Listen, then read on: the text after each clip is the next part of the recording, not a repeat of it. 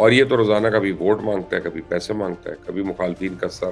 اب ایسا لگ رہا ہے کہ اس کی اے ٹی ایم مشین ختم ہو گئی ہے۔ یوٹیوب پہ ایک جھوٹ سچ بھاشن دیتے ہیں، سو جاتے ہیں۔ یہ دنیا کا واحد آدمی ہے جو اپنے مقدمات عدالت کی بجائے سوشل میڈیا پہ لڑ رہا ہے۔ عمران خان جناح ہاؤس کے اوپر حملے کو بھی جسٹیفائی کرنے کی کوشش کر رہا ہے کہ تم نے جعلی رسیدیں کیسے بنوائی، کتنے کا بیچا۔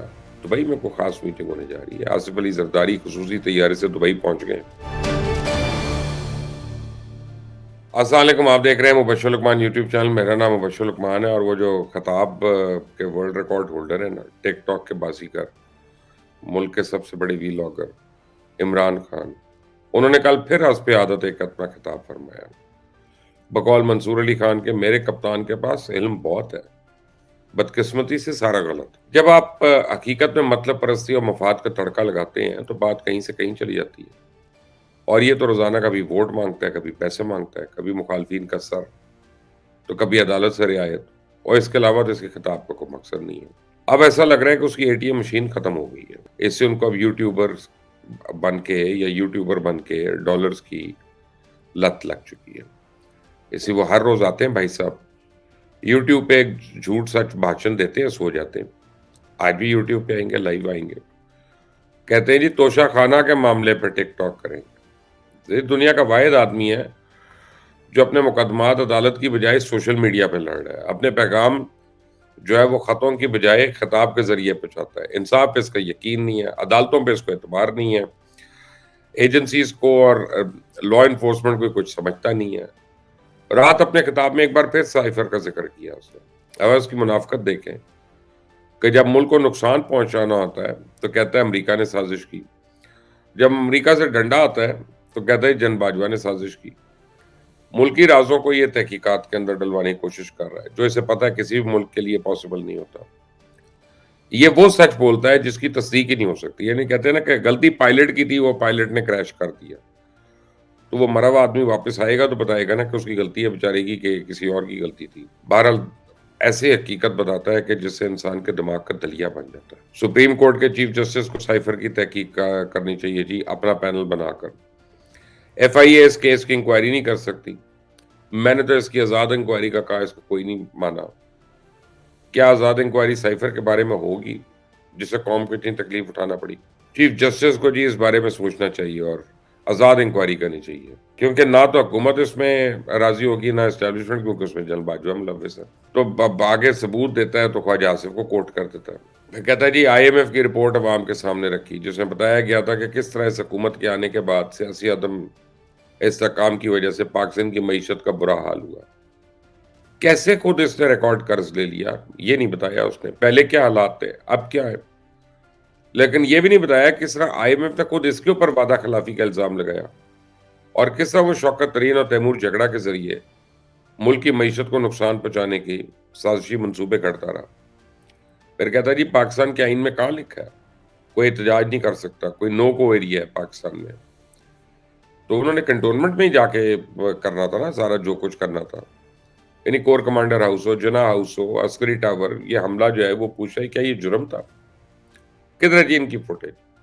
وہ جو لوگ تھے وہ ان کے خلاف کارروائی کریں، لیکن 10,000 لوگوں کو کیوں پکڑ کے رکھا ہوا ہے؟ پولیس نے ریٹ لگایا ہوا ہے جی، کسی کو 10 لاکھ میں چھوڑ رہے ہیں، کسی کو 15 لاکھ میں چھوڑ رہے ہیں، یعنی عمران خان جناح ہاؤس کے اوپر حملے کو بھی جسٹیفائی کرنے کی کوشش کر رہا ہے، اور وہ یہ کہتا ہے کہ جی جو احتجاج کرنے گئے وہ ہمارے بندے تھے، جنہوں نے آگ لگائی وہ ہمارے بندے نہیں تھے، جو گرفتار ہوئے وہ ہمارے ان سے کوئی تعلق نہیں ہے، جو مر گئے وہ ہمارے بندے۔ پھر اپنی گرفتاری کے حوالے سے بات کر رہے ہیں کہ جی کہتا ہے جی انہوں نے پوری کوشش کرنی ہے کہ کیئر ٹیکر آنے سے پہلے مجھے جیل ڈال دیں اور میں اس کے لیے تیار ہوں، اور آخر میں توشہ خانہ کی طرف اشارہ دیا کہ جی کل وہ توشہ خانہ کے بارے میں اہم انکشافات کریں گے۔ کیا اہم انکشاف کریں گے؟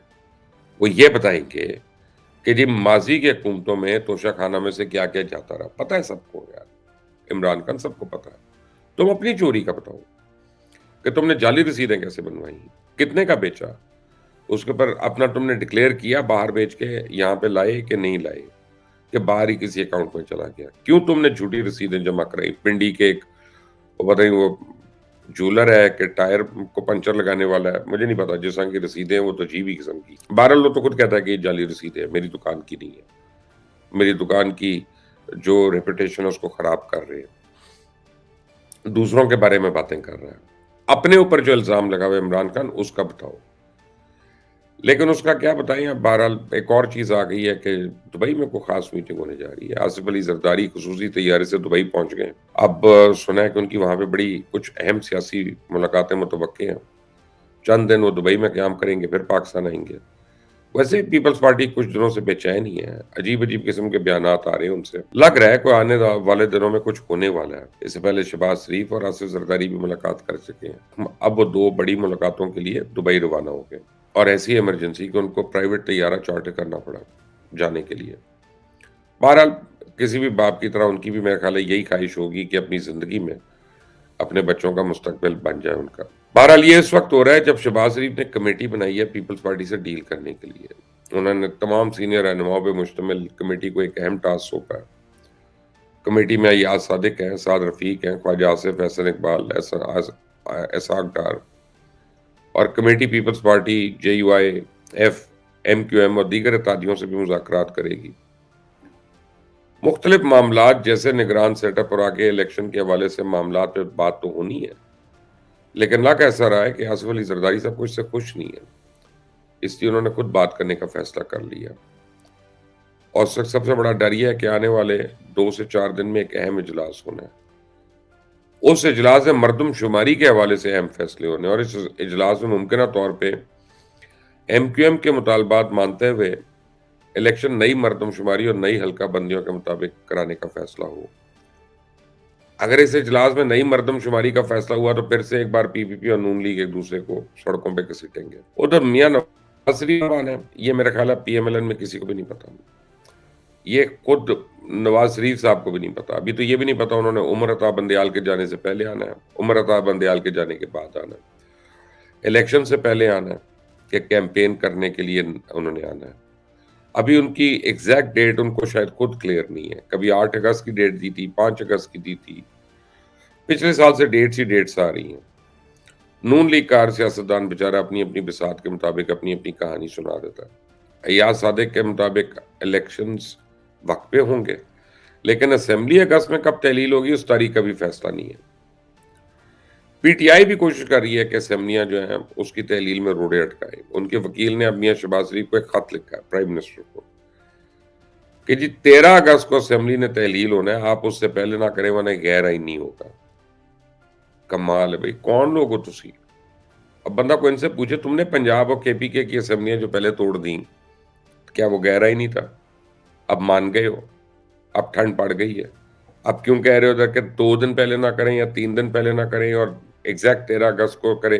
بہرحال سمجھ نہیں آ رہا ان کا کہ یہ چاہتے کیا ہیں. لیکن حکومت کی سمجھ آ گئی ہے. انہوں نے عمران خان کو قصوروار ٹھہرانے کے لیے ایک اور جی آئی ٹی بنا لی ہے. محکمہ داخلہ پنجاب نے 9 مئی کو جناح ہاؤس اور دیگر حساس تنصیبات کے گھراؤ جلاؤ کیس میں دوبارہ تفتیش کے لیے ایک اور جی آئی ٹی تشکیل دی. اب 5 رکنی یہ جی آئی ٹی ہے، اس کو سربراہی جو ہے عمران کشور کریں گے اس کی، اور دیکھتے ہیں ہم نئی جی آئی ٹی کیا کہتی ہے.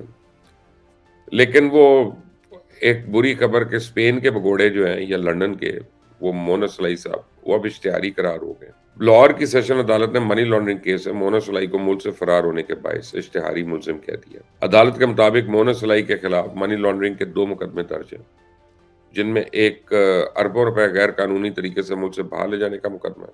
دوسری طرح اینٹی کرپشن سرکل پنجاب میں بھی مونس سلائی کے خلاف مقدمہ درج کر لیا گیا. بہرحال عدالت نے مونس سلائی سمیت دیگر 3 ملزمان کے خلاف چلان وہاں پہ تو جمع ہو گیا. عدالت نے مونس سلائی کی ٹریول ہسٹری، بینک اکاؤنٹس کی تفصیلات سب مانگ لی ہیں، اور انہوں نے مونس سلائی کا شناختی کارڈ، پاسپورٹ، بینک اکاؤنٹ، تمام جائیداد کے منجمد ہونے کی کارروائی کا آغاز کر دیا. اور عدالت نے پاسپورٹ، شناختی کارڈ اور رہائش کا یہ درست ایڈریس، یہ سب تفصیلات بھی مانگ لی.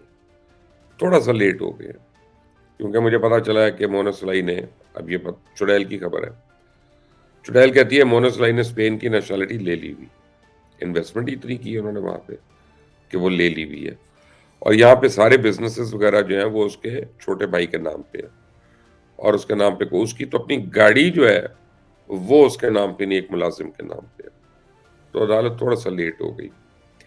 لیکن کیا اب جو ہے حکومت وقت وہ اور دیر کرے گی کہ عمران خان کو گرفتار کرے گی؟